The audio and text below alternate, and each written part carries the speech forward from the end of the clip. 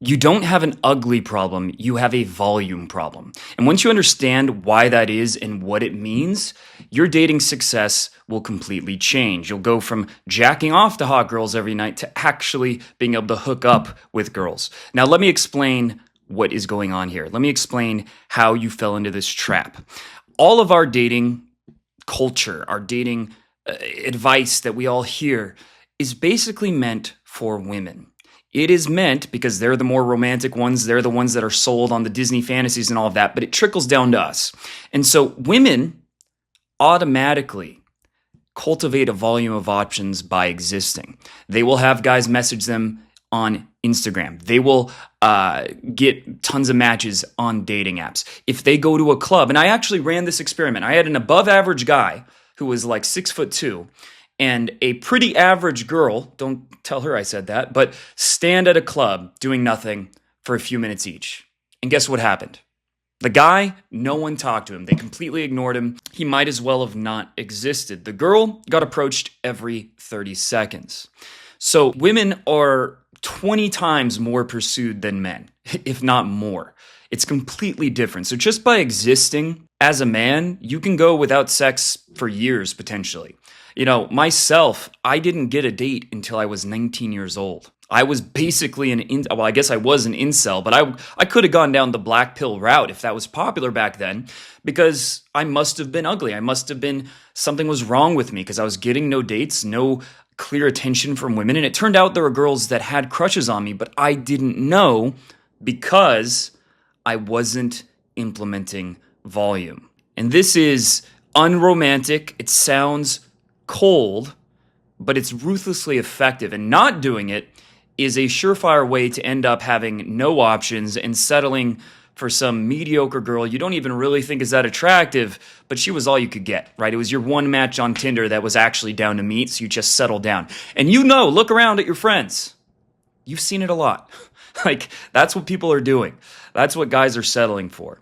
And so volume is your cheat code. Volume is what unlocks everything. It's what makes success possible. It's what turns the odds in your favor, right? It stops things from being stacked against you to being stacked for you. And so let me explain two scenarios. One is you don't run volume.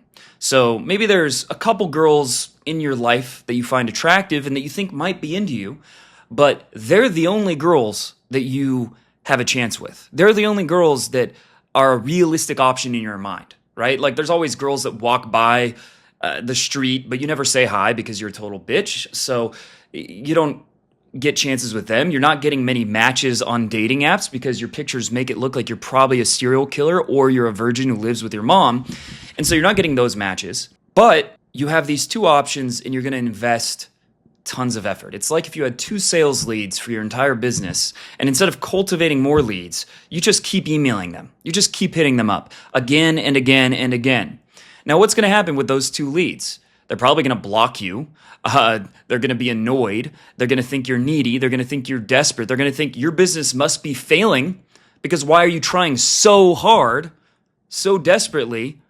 Why do you need their validation so much to put in that much effort? And so the same applies with those 2 girls in your life. They just feel the ick. They feel something's off, something's weird. You must not have options, and therefore the product you must be defunct, right? You're not going to give them orgasms. And it's probably true because if you're in this scarcity mindset, you're so needy that even if you did get in bed with them, you probably wouldn't even be able to get it up because there's so much pressure. Now, let's look at another scenario. You realize that there are infinite women in any major city. If you live in a small town that's like 1,000 people, get the fuck out of there. I don't know what you're doing. There's no reason. Like I can't, like, you have a grandma there or something like that. Know who's dying and you need to take care of her. Other than that, there is no reason, like, you want to be a loser, you want no options in dating, money, etc. I don't know. Just get a sales job in somewhere like, Phoenix, Vegas, some decent sized city and live there. But it's besides the point. So let's say that you are in this situation where there's infinite women, and if you really wanted to cultivate options and run volume, what would be possible? Like, hypothetically, what is possible? Well, you could get a photo shoot, so that you get more matches on dating apps. Spend a few $100s on a photo shoot. Make sure that you're using Tinder, Bumble, Hinge. Use them for 30 minutes, let's say even an hour a day, swiping and messaging every girl that matches with you. Now, if you have good pictures, and even if you're average, I know a lot of you are like, well, I just get no matches. Again, your pictures make you look like an incel or a serial killer. Like most guys, their pictures they take of themselves, myself included, the pictures I thought were good back in the day, I'll post one somewhere here, got rated like a 5 out of 10, 4.6 out of 10, the better ones, right? So your pictures suck. So unless you've gotten a really good pro photo shoot, don't give me that bullshit. That's such a lame excuse. And if you're obese, well, lose weight. So here's what's happening. You get these new pictures, you start getting matches, and you're probably going to get 10 times, 20, sometimes even more times as many matches if you actually just put this effort in and start new profiles. Tinder, Bumble, Hinge, even Facebook dating if you're feeling, frisky. And so you swipe on these apps, 30 minutes a day, message 30 minutes a day. All right. You're going to, just from that, as long as your messaging isn't terrible, and even use AI, use an app like Message Game by Game Global, Ice White, or use Firetext, or just use like Grok or ChatGPT. If you give it a good initial prompt of what you want, it can actually make pretty good messages. Like just tell it, all right, don't waste too much time, actually go for dates, blah, blah, blah. And you can get AI to make the text for you if you're lazy, right? Or you don't know what to do. Do this, you'll start getting at least a couple dates per week set up, right? Unless you're obese or unless your pictures absolutely suck, like you hire the worst photographer known to man, or you're deformed, right? Those are the 3 exceptions. Now, so volume is starting to work in your favor. You start to see how things change. Now, let's say you decide you're actually not a pussy and you go out to bars, to clubs, to the streets and approach women in real life too. And you decide, well, I probably masturbate for about 10 hours a week, so I'll switch that. I'm kind of kidding, but let's say you dedicate 10 hours, hopefully I'm kidding, 10 hours to approaching women, which is realistic, by the way, because the average couple, the average man who has a girlfriend, which is foreign for a lot of modern men, the idea, and they've got like Annie, what's it called, Annie on Grok, the AI girlfriend, but it's becoming more and more a foreign concept, but the average man spends 15 to 20 hours with his partner, with his girlfriend. So if you're in a relationship, you can spend that much time. You can transfer that to while you're single to meeting women and going on dates. So you definitely could spend 10 hours a week. You just have to give up some bullshit. You have to give up, like I said, porn, and give up just maybe a quarter of your doom scrolling. You can still doom scroll almost to your heart's content, but just 1/4 of the doom scrolling, replace that with actually interacting with human beings, which I know is kind of passé, but you might be surprised that it ends up being way more fun and rewarding than, talking to your AI girlfriend. So what you do, you spend 10 hours a week approaching women. So Friday, Saturday, you go out a few hours. Those are the best days at bars and clubs, and you approach 30 to 50 women per night. Let's say 20. Right, let's say you're scared, you don't know how to do it, so you just do 20, Friday, Saturday. And anytime a girl doesn't say fuck off and like reject you, you ask them on a date. Okay, so what's going to happen? You're going to end up getting 3, 4, 5 numbers a night. Let's say 3. And then during the week, you go out 30 minutes to an hour and do some approaches here and there. So you should be getting at least 5 to 10 numbers a week doing this. And that's just from cold approach, and then getting another 10 or so from online dating, maybe even more. Now look, this is assuming that you're not using your emotions as an excuse. This is like the version of you that exists in the universe that isn't a huge bitch that lets their emotions control them. The version of you that's like, all right, I want attractive women in my life. I'm willing to actually put in some work. It's that version of you, right? So we're assuming, okay, you get approach anxiety, but you do it anyway. You're not making these lame ass excuses.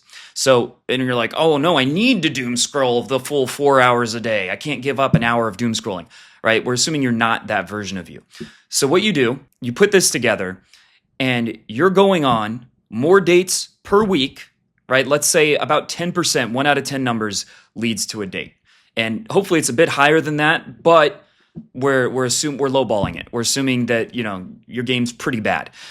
So 1 out of 10 numbers leads to a date. Some of those dates lead to a makeout. Some of them, nothing happens. Some of them you hook up.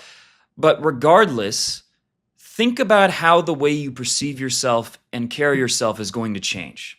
You went from there's these couple girls here and there occasionally in your life that probably aren't even that cute, that give you some attention, and you get an option here and there, right? You've got two girls you're pursuing desperately, to now you're meeting dozens of women a week. You're interacting with dozens of women, getting multiple numbers, going on multiple dates.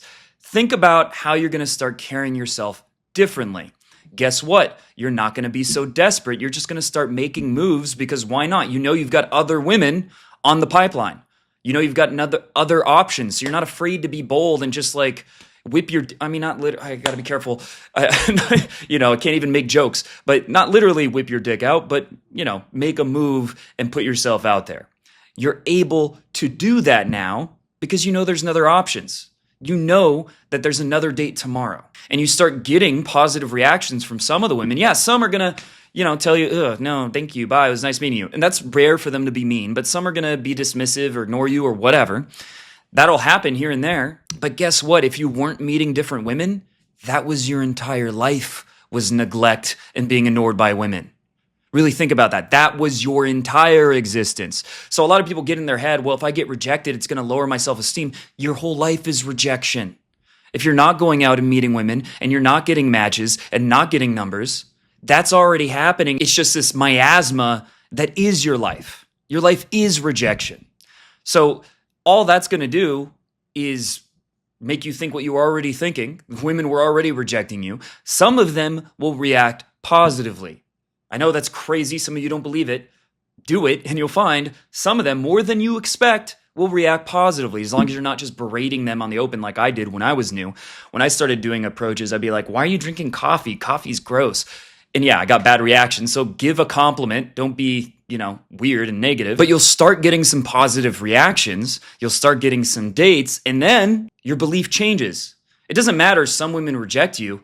If you're getting a blowjob, you're not worried about the girls that rejected you that week. You're just, oh shit, this works. I guess I am kind of attractive. Maybe I'm a Chad. You start literally, what's funny, you do a lot of approaches and you start going on a lot of dates, you'll actually look at yourself in the mirror and see yourself as more attractive than you did before. You'll get like positive body dysmorphia. You start being like, damn, I kind of do look like a young Brad Pitt, basically. And that's because your self-image is changing. And you'll start carrying yourself differently because now you know some women do want to suck your dick. Some of them, because you're putting yourself out there and using volume to your advantage. So some of them are doing that. And then you carry yourself as the guy that gets his dick sucked. That's where the term big dick energy, that's where it comes from. That's what it really means when you actually break down the etymology. You carry yourself as a guy that gets laid. And so more women then will find you attractive because you carry yourself better. Believe it or not, these black pill incels are like, oh, your looks are your personality. The only time they interact with women, they're like, hi, okay. I don't, women are really shallow, don't you? What? I was just talking about directions. Yeah, didn't you know? That's their energy. And they're like, yeah, no, my personality is nothing. And you're a fucking golem-like gremlin on the inside. You might actually be decent looking, but that's how you think. Of course, that energy, shocking, I know, is not attractive. Obsessing over your facial score. Yeah, not appealing. It's fucking dorky. But anyway, you'll find some women are responsive, and then you get on an upward spiral. Or you can keep doing what you're doing. You can keep, just hoping things work out, just hoping that, it's like you're a business and you hope people just start cold calling you, right? They start reaching out to you for this business they've never heard of. That's the equivalent. Sure, it works for women, but that's because women are the roles are reversed. Women are the prospect that businesses are going to reach out to. They're in the passive role. Most women, and think about it, why wouldn't they? Why would women approach men, slide in men's DMs, etc., when they have plenty of men doing that to them, so they don't have a need? And secondly, why would they risk rejection when they don't have to? If you didn't have to, you probably wouldn't put yourself out there and go approach and all that. But you do have to if you want results. You can complain about it, bitch about it, cry about it, whatever, or you can just do it and get the results you want, right? And by the way, in a lot of ways, it's better to be in the proactive role because ultimately, in terms of options, you're choosing them more than just hoping a good one comes up to you, which is women's problem. That's why they so often end up in, toxic relationships with assholes because they're just, choosing from a very limited pool of options that come to them. Anyway, so do this and you'll realize you don't have an ugly problem. You have a volume problem. If you have, ask yourself, be completely honest, how many women have you asked on a date in the last year, in the last month, in the last week? How much time per day are you actually swiping, messaging girls on dating apps? And if you're not on the apps, okay, fine. You should be, but unless you're obese, fine. But let's say you're not in the apps. How many women did you approach and ask out in real life in the last month, the last year? And for so many of you who are like, I don't know what's going wrong. I guess I'm just not enough of a Chad. Imagine a business was like, I guess my offer's just not good enough. The business model just isn't good enough because they're not approaching me. I'm not getting tons of inbound leads for no reason. You'd think they were retarded. In this case, you're not retarded because society has conditioned you to think this way, to think you have no control, to be passive, that taking action, approaching women, it's toxic masculinity, etc.